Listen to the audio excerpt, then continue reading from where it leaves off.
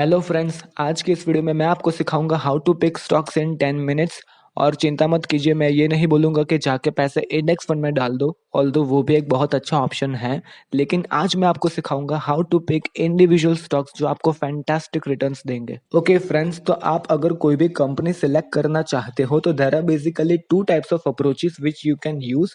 One is top to bottom approach and second one is bottom to top approach. Top to bottom approach means you first analyze economy, then you select and analyze sector, then you select industry and then you select the company you want to analyze. And bottom to top usse ulta. I personally do top to bottom approach. So first you have to select sector and these are the type of sectors. और आपको कौन सा sector select करना चाहिए उसके भी तीन method हैं। एक तो आप न्यूज़ देखो या न्यूज़पेपर और मैगजीन पढ़ो, या फिर यूट्यूब पे वीडियोस देखो, और अगर आपको लगता है कि कोई एक सेक्टर अच्छी पोजीशन पे है तो आप वो चूज कर सकते हैं। दूसरा, अगर आप फॉर एग्जांपल आईटी इंजीनियर हो तो आपको उस फील्ड के बारे में ज्यादा पता होगा, तो आप आईटी स्टॉक्स जो है वो इजीली एनालाइज कर पाएंगे। तो दूसरी मेथड ये है कि आप अपने करियर फील्ड के हिसाब से स्टॉक्स पिक करें। And third is budget. देखो, इंडिया की गवर्नमेंट स्पेंडिंग इंडिया की टोटल जीडीपी की 17% है, और उसमें से कितना पैसा किधर जाएगा वो बजट से डिसाइड होता है।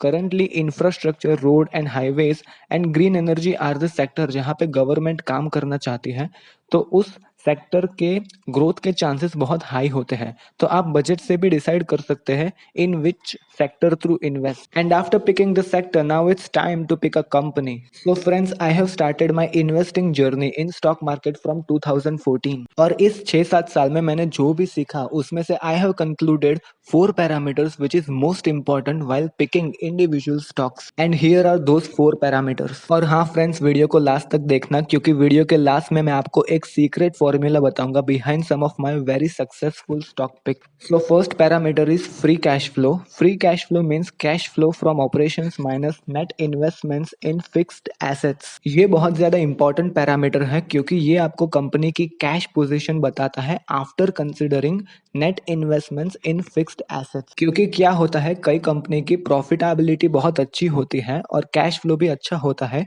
लेकिन उनको बहुत ज्यादा बार बार इन्वेस्ट करना पड़ता है नई टेक्नोलॉजी में। इसका बेस्ट एग्जांपल है टेलीकॉम कंपनी, जिनके कैश फ्लो तो अच्छे होते हैं लेकिन उनको बार बार नई टेक्नोलॉजी में इन्वेस्ट करना पड़ता है। 2G के बाद 3G और उसके बाद 4G और अभी 5G। Second parameter is ROC, यानी कि return of capital. Return of capital shows company's profitability in relation to share holders equity. आसान भाषा में आपने जितने पैसे लगाए उसमें से कितने का रिटर्न आया। Third point is reserves. Personally I like companies जिनके रिजर्व्स कंसिस्टेंटली बढ़ रहे हो, क्योंकि वो कंपनी अच्छी प्रॉफिटेबल तो होती ही है और उनके डिविडेंड्स देने के चांसेस भी ज्यादा होते हैं। And fourth and last point is ROCE, यानी कि return on capital employed. So what is it and what's the difference between this and ROC? तो ROC दिखाती है profitability in relation to share holders equity.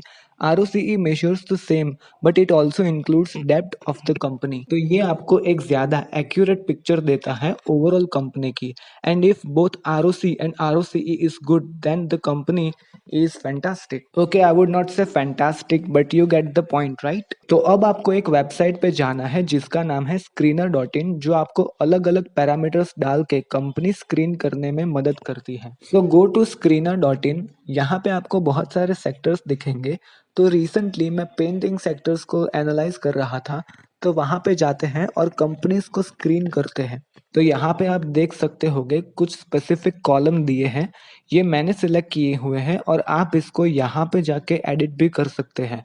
यहाँ पे बहुत सारे parameters दिए हुए हैं, मैंने यहाँ पे रखा है ROE, reserves, ROCE and free cash flow. तो जब भी आप उस ऑप्शन पे क्लिक करेंगे तो आपको वो कंपनी की लिस्ट असेंडिंग डिसेंडिंग ऑर्डर में दिखाएगा। देखिए, फर्स्ट ROE पे जाते हैं और उसमें एशियन पेंट्स टॉप पर है। फिर हम फ्री कैश फ्लो पे जाते हैं तो वहां पे भी देख सकते हैं एशियन पेंट्स ही टॉप पर है। उसके बाद अगर हम ROCE पे जाते हैं तो वहां पे भी एशियन पेंट्स टॉप पर है। एंड लास्ट रिजर्व्स में भी जाते हैं तो वहां पे भी एशियन पेंट्स टॉप पर है। तो उसका मतलब कि आपको एशियन पेंट्स बाय करना चाहिए? नहीं, उसके लिए आपको fundamental analysis, technical analysis and valuation निकालना आना चाहिए, जिसके वीडियोस मैं इस चैनल पे आगे अपलोड करूंगा। लेकिन टू बी ऑनेस्ट, अगर आप इतना भी करेंगे तो आपको डेफिनेटली बहुत अच्छे स्टॉक्स मिलेंगे जो most of the time market से ज्यादा रिटर्न देंगे। एक्चुअली मैंने एशियन पेंट्स बाय किया था जून 2019 में अराउंड 1410 रुपीज़ पर शेयर पे, और आप देख ही सकते हैं कि उसकी प्राइस ऑलमोस्ट डबल हो गई है अभी। लेकिन मैं इसे अभी भी होल्ड करूँगा क्योंकि मैं as a long term investment इसको बाय किया था। और मैंने आपको प्रॉमिस किया था कि मैं आपको लास्ट में बताऊँगा best investing strategy, and that is to invest in market leaders. And I know this sounds very simple and stupid, लेकिन specially banking and capital intensive industry में अगर आप मार्केट लीडर्स यानी कि बिगेस्ट कंपनी में invest करोगे तो वो आपको डेफिनेटली ज़्यादा रिटर्न देंगे compare to the sector. For example हम लेते हैं बैंकिंग सेक्टर को, तो Nifty bank as you can see has given 87.74% return over a 5-year period, which is almost same as Nifty.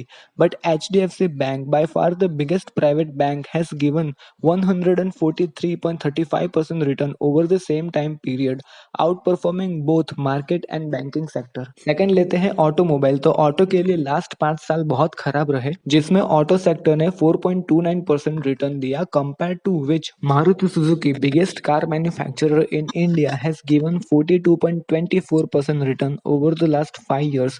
और स्पेशली देखोगे महिंद्रा और महिंद्रा और टाटा मोटर्स से, तो ये बहुत ही अच्छा परफॉर्मेंस है। और लास्ट में अगर हम देखेंगे एफएमसीजी, तो Nifty FMCG has given 61.21% return over the last 5 years, but market leader Hindustan Unilever has given 153.21% return over the same time period, significantly better than overall performance, and especially जहां पे FMCG बहुत ज़्यादा competitive sector गिना जाता है। तो अगर आप सिर्फ इस स्ट्रेटेजी का यूज़ भी करेंगे तो भी आप बहुत अच्छे रिटर्न्स ला सकते हो। लेकिन याद रखना, ये मार्केट लीडर वाली स्ट्रेटेजी सिर्फ banks and capital intensive industries के लिए ही लागू पड़ती है। So guys, that's it with the video. Please जाते जाते लाइक एंड सब्सक्राइब करते जाना, it helps me a lot. Thank you and bye.